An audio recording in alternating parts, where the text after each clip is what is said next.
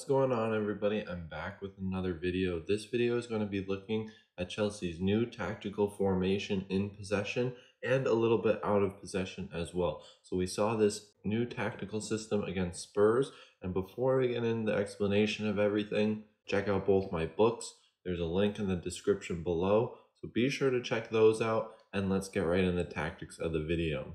So the back four for Chelsea went with Azpilicueta, Rudiger on the right-hand side, and this was a very good partnership because of Azpilicueta's versatility, being able to drop as a right-sided central defender when they defend. But then on the left-hand side, we also have Marcos Alonso, allowing them to get forward, as well as Azpilicueta with the natural tendency of going forward as well in build-up.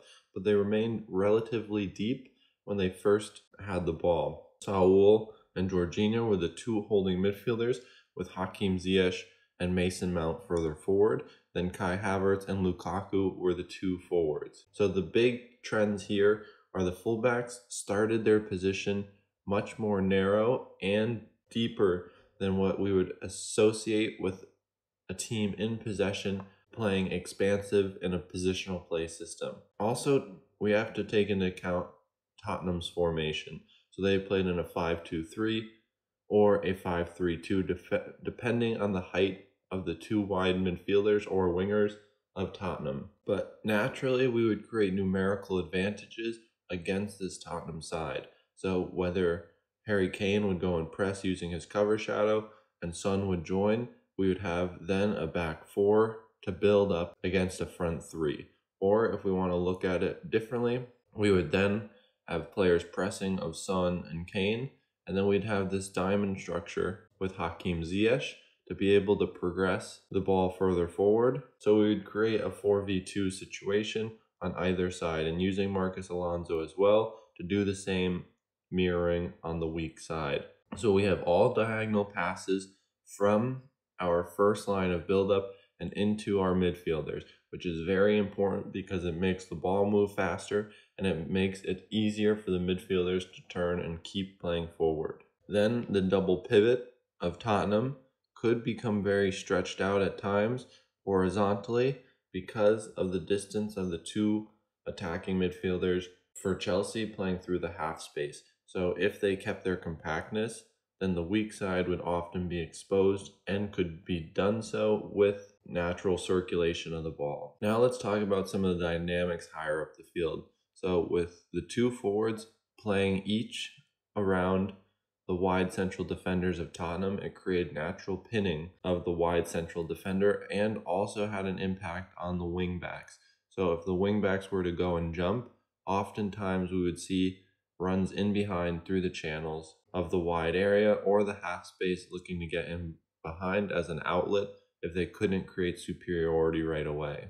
So this naturally made the wingbacks play deeper, giving them the fullbacks and even players like Hakim Ziyech moving into wide areas gave them more time and more freedom in their movement, and especially on the ball. So this system matched up quite well against Tottenham. Defensively, we also saw quite a new system for Chelsea, but they remained with their back five, with then Marcos Alonso and Hakim Ziyech playing through the wide area. But the biggest changes came through their wide forward structures, pressing from out to in. So when the ball would go into a wide central defender, they would curve their runs and press, forcing the ball into central areas where they could then have better ball position when they won the ball back. And then with man orientation and jumping of the two more advanced central midfielders when they were out of possession, it made it very hard for Tottenham to build out from the back and generate good chances going forward. Also, the biggest point of emphasis that they could have exploited was their two attacking midfielders for Tottenham. So Harry Kane could have done a better job of moving to one side, pinning two central defenders, and then Lucas Moura and Son would have had to come deeper. They have a tendency of playing very high up the field, making it easy to defend against, but playing between the lines more could give them potential access to the ball to where the press could be broken, especially if Chelsea was pressing aggressively.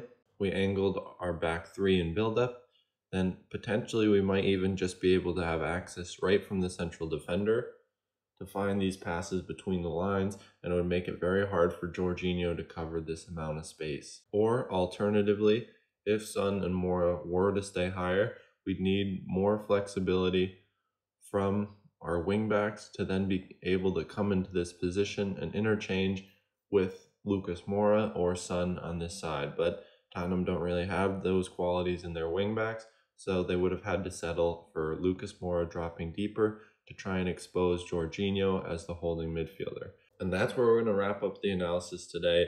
Hope you guys enjoyed it, and I'll see you in the next one.